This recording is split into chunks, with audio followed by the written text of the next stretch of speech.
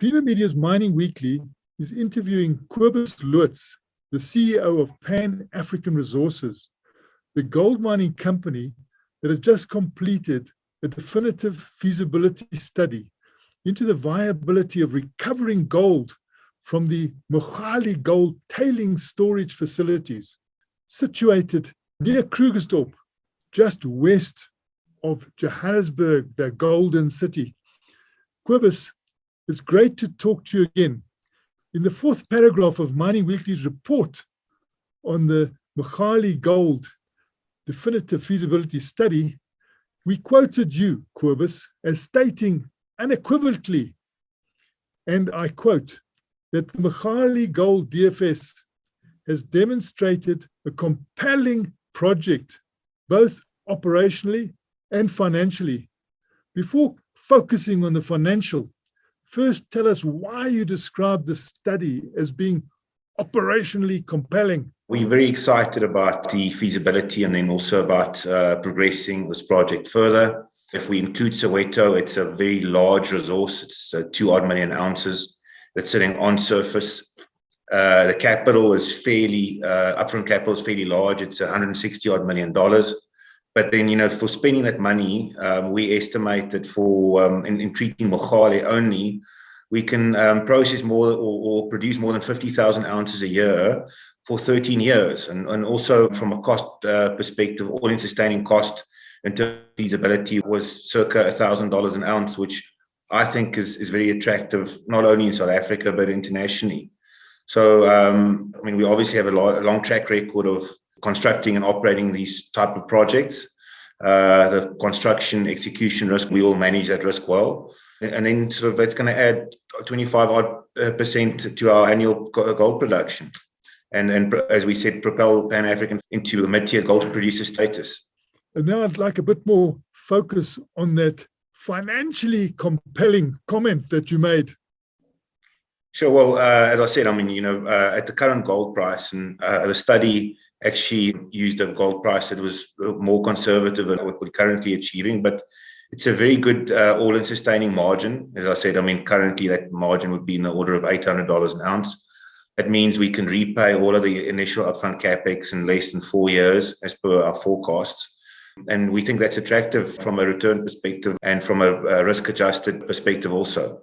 And the big focus was on Mogale, but what of the production upside from the so-called Soweto cluster of Mintails SA? Well, yes, if we can add Soweto in due course, that's going to bolster the production to quite a bit more than 50,000 ounces per annum, and then also extend the project life to about 20 years. So you're going to have a low-cost, low-risk surface operation for 20 years, which we think is very attractive. And what is being indicated from the further technical work that you're doing on the Soweto cluster?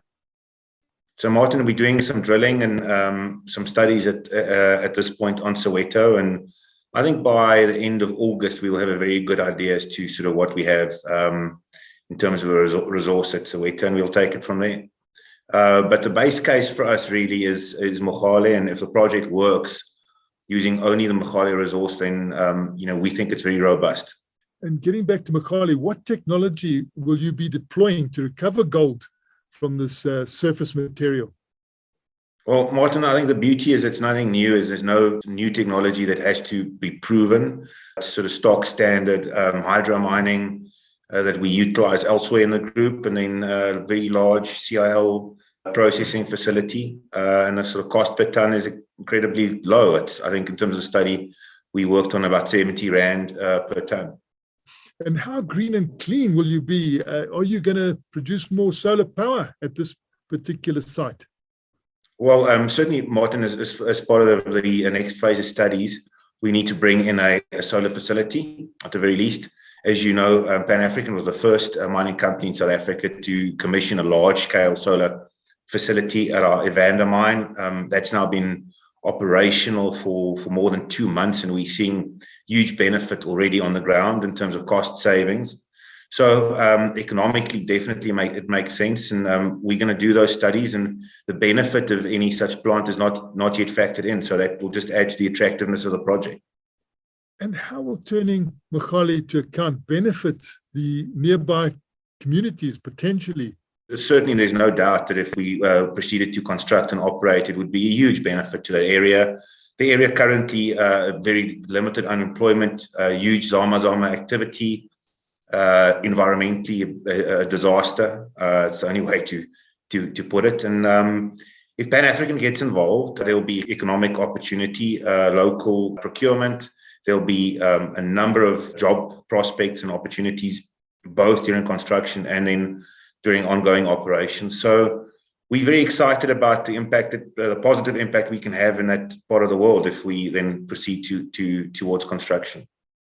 And just remind us about the success you've had already turning, surface material to positive account in recent years. How many of these surface dump opportunities have you turned to positive account?